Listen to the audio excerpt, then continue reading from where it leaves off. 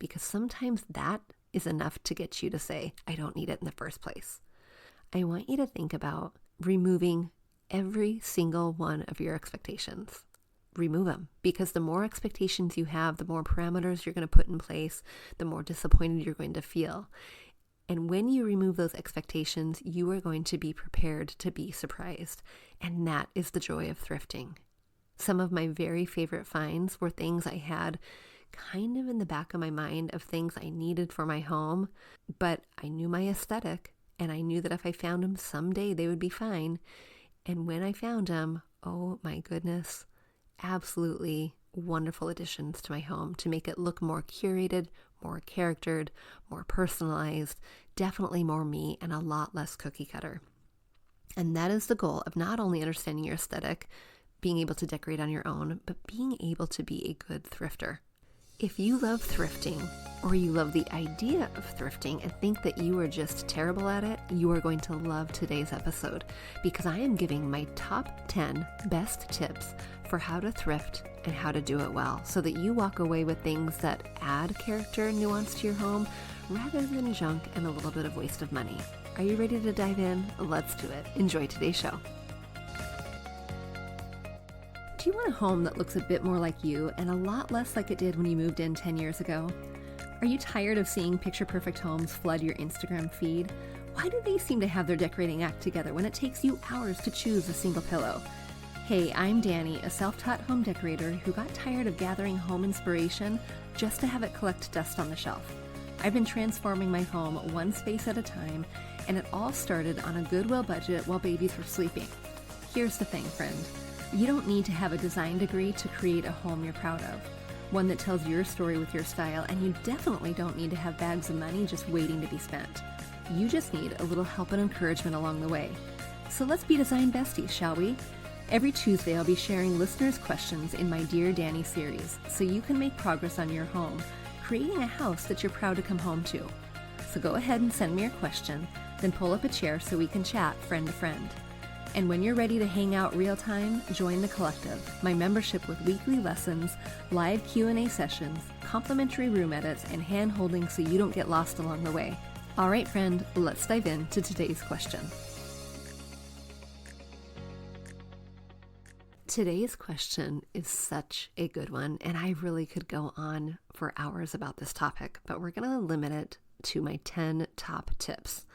Yana is wondering, Dear Dani, do you have any tips for thrifting?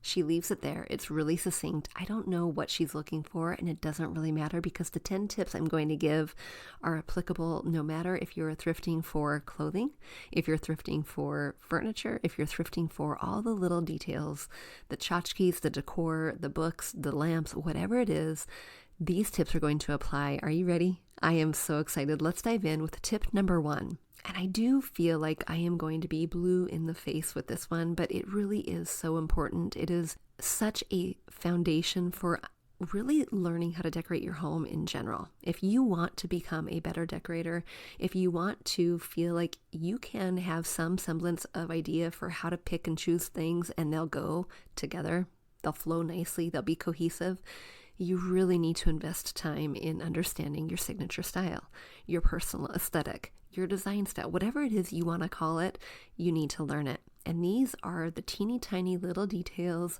the design elements that make up your big picture style.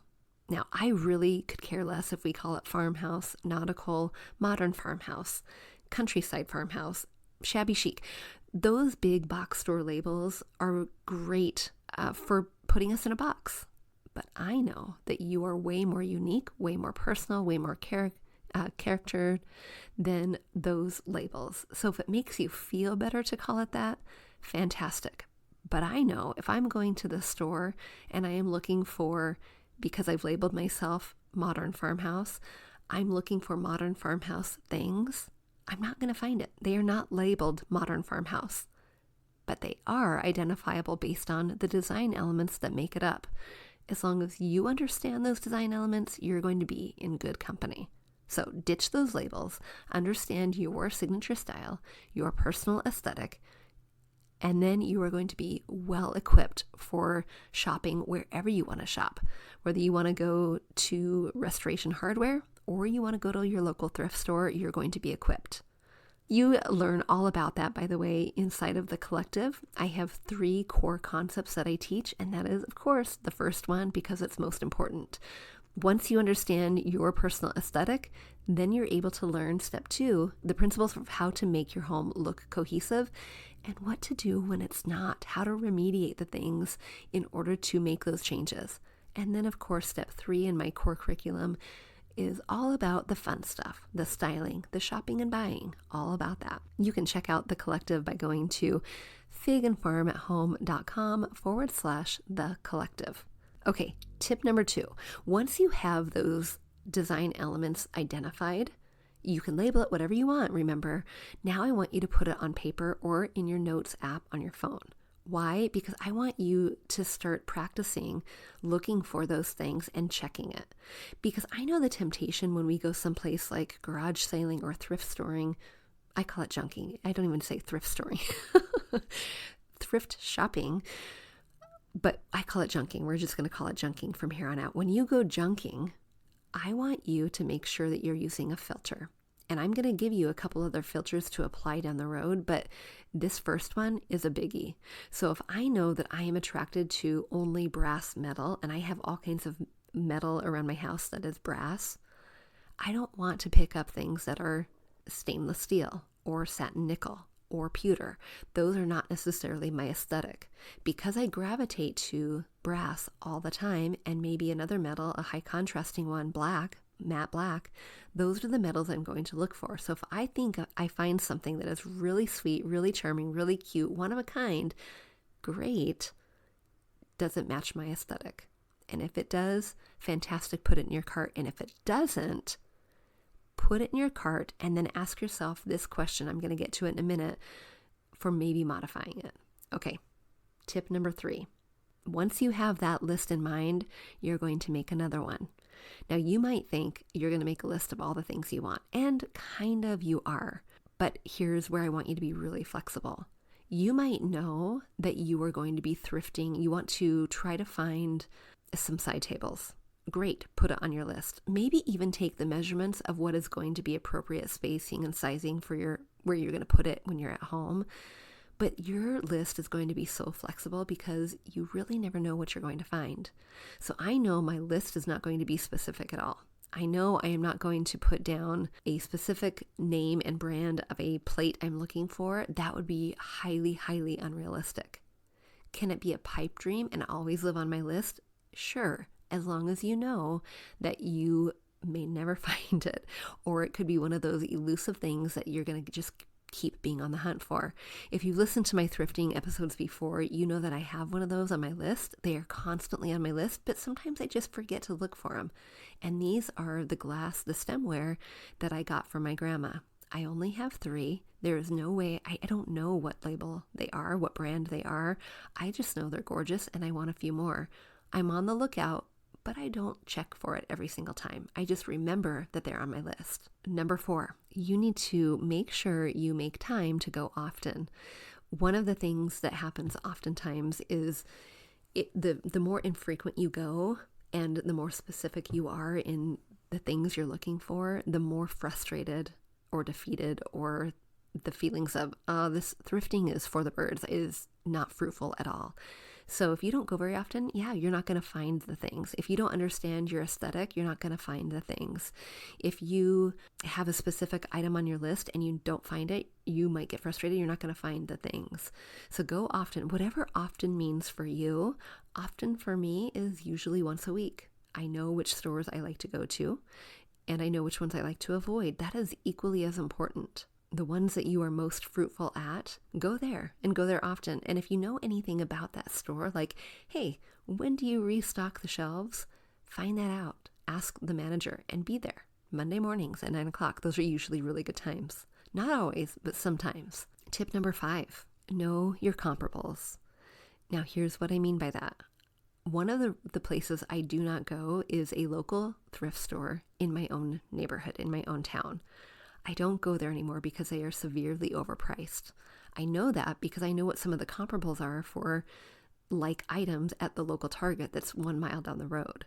If I know what a lamp costs new, but they're selling it for that at the Goodwill or Value Village or wherever you're going to, just be aware. Be really smart and mindful here. Just because it's at a thrift store doesn't mean it's a good price, even if it is marked down 50% off. Okay, what number are we on? 5 or 6? I think we're on number 6. Know when to walk away and know when to run. Does Kenny Loggins just come into your head? But really, know when to walk away from the deal and know when to run right to it.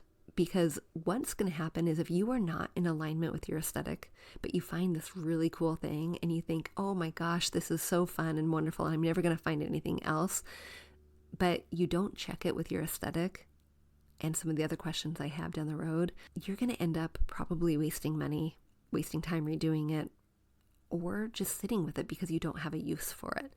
So being in alignment with your aesthetic allows you to have that one more filter, that one more question that says, do I love it enough to invest in it to bring it home into my home?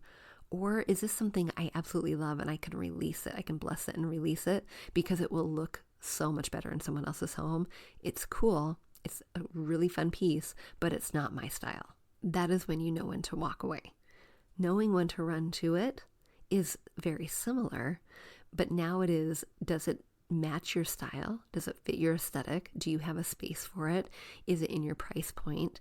Will you likely find it somewhere else? Will you be so sad in 2 weeks if you are not able to, you go home, you walk away today, you come back, how are you going to feel in 2 weeks if it's not there? Or the reverse, how is it going to feel if you invest the money and 2 weeks down the road, you're going to get rid of it? How does that feel? Is it worth the risk, the hassle of getting rid of it or selling it or whatever? But knowing when a piece is unique enough, but in your style enough that you know that you cannot find again, that is when you run to it. Okay, tip number 7, check it out. Don't be afraid to get down and smell the thing. And I'm not even kidding. If it has any kind of odor, if you're working with furniture, if it has any kind of odor, think about how you're going to remediate it. Look for cracks, dents, gouges, broken pieces. Does it function the way it needs to? Do doors open or drawers close? Does it rock if it's a rocking chair? Does it have chips? Whatever vantage point you need to take to check out this item, check it out. And don't be afraid to turn it over on the floor, get down on your knees. Don't be afraid to do it. People do it all the time. And number 8. If you notice that there are any things that need to be changed or modified, going back to that thing that you found that was pewter, but you know you really gravitate towards brass, that could be a modification. But before you take it home, I want you to really check in here. Check in with yourself and ask yourself, do you have the bandwidth to remediate it the way you want to? Do you have the skill set to do it? Do you have the time to do it? Where is it going to live until you do it? And how realistic is it that you will get to it? Now, if you ask yourself that last question first, chances are you're going to put it back on the shelf, because I know there are so many garages full, storage units full of things that we have our best intentions toward, and we don't necessarily get to it. So what you don't want is a house full of things that you will get to someday. You want things that you love. And if you love it that much, but you just want to change the metal color, great. Make a plan. Put it on your calendar literally that day before you go through the checkout line. Put it on your calendar so that you can get that job done, so that you can then love it the way that you want it to be loved, the way that you intend it to love, the way that you envision it to be loved, rather than the way it is currently. Number 9, ultimately, you're going to ask yourself these questions, and we've already alluded to several. But 1, does it match your aesthetic? Does it? If it doesn't, now is the time to run. Now is the time to put it away. Now is the time to say, this will look so good in someone else's home, but not in mine. That should always be your very first question when you're looking at these thrifted items. Number 2, do you have a spot for it today? What is the plan once you bring it home? Do you know where it's going to go, how it's going to function, where it's going to live? If you know those things and it matches your aesthetic, fantastic. Put it in your cart and check out, because you are ready. The 3rd question, does it need to be altered or modified? And again, going back to do you have bandwidth, the skill set, when it's going to happen? How realistic is it? Getting really clear on that is super important. Ask yourself that question: what happens if you found it, fell in love with it, you leave it here, come back, it's not there? How are you going to feel? And if you think, oh my gosh, I think I would be heartbroken, grab it. It might be worth it. In the converse, I want you to think about what might happen if you take that investment, even if there's modification or not needed. I want you to think about what's going to happen if in 2 weeks down the road, 2 months down the road, you realize, oh shoot, I don't actually have time to modify it. I actually don't have a space for it. I just spent this amount of money. A, are you going to be upset? Will you be frustrated at the money spent? And B, are you going to recoup that? And what is your plan for recouping it? Because sometimes that is enough to get you to say, I don't need it in the first place. And then finally, friend, here's what I want you to think about. I want you to think about removing every single one of your expectations. Remove them, because the more expectations you have, the more parameters you're going to put in place, the more disappointed you're going to feel. And when you remove those expectations, you are going to be prepared to be surprised. And that is the joy of thrifting. Some of my very favorite finds were things I had kind of in the back of my mind of things I needed for my home, but I knew my aesthetic, and I knew that if I found them someday, they would be fine. And when I found them, oh my goodness, absolutely wonderful additions to my home to make it look more curated, more charactered, more personalized, definitely more me, and a lot less cookie cutter.